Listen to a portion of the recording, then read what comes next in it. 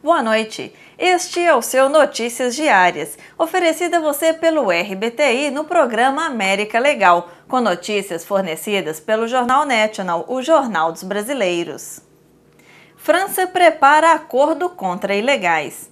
A partir de julho, o governo da França assume por 6 meses a presidência da União Europeia e já prepara um acordo para lutar contra a imigração ilegal.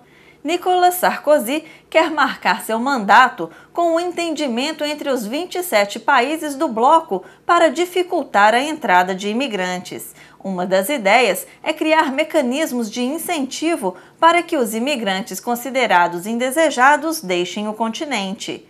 Hoje, as regras básicas são as mesmas para os 27 países, mas há margens de manobra para cada país aceitar ou não o imigrante. Sarkozy quer garantir agora que toda a região tenha leis únicas e que as condições de autorização para que um estrangeiro se torne residente sejam endurecidas.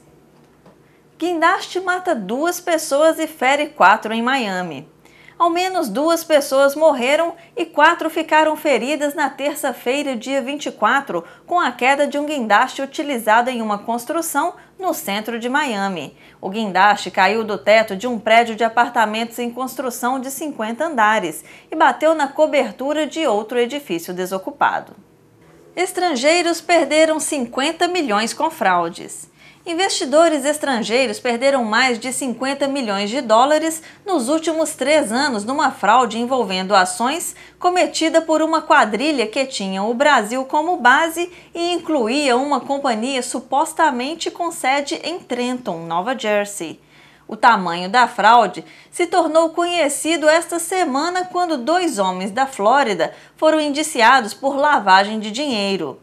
Eles e 18 pessoas no Brasil, incluindo o suposto líder da fraude, haviam sido detidos em fevereiro. Mais de 2 milhões de dólares foram confiscados pelas autoridades e serão retornados a centenas de vítimas, sobretudo a do Reino Unido, informou o porta-voz do Departamento de Justiça Paul Bresson. As autoridades disseram que órgãos reguladores de títulos mobiliários em Nova Jersey descobriram a fraude em 2005, depois que investidores de várias partes do mundo reclamaram sobre investimentos feitos com a Heritage Financial Inc. de Trenton.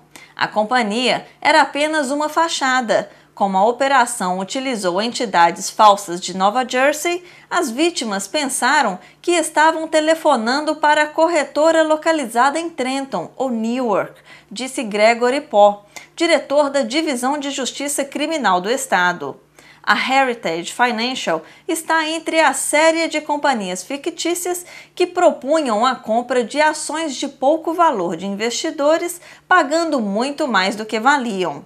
Antes que a transação ocorresse, o corretor pedia que a vítima depositasse uma tarifa adiantada, supostamente para impostos ou outros serviços que não eram necessários. Depois que as tarifas eram mandadas para contas bancárias, sobretudo em Miami, os corretores abandonavam a transação. Se os investidores contatavam os corretores para perguntar sobre o seu dinheiro, eram com frequência enganados novamente. Os corretores ofereciam prêmios enormes, afirmando que haviam descoberto warrants, ou direitos de comprar mais ações, mas que precisavam do depósito de novas tarifas. Os brasileiros suspeitos criaram sites realistas na web para convencer as vítimas de que eram corretores legítimos.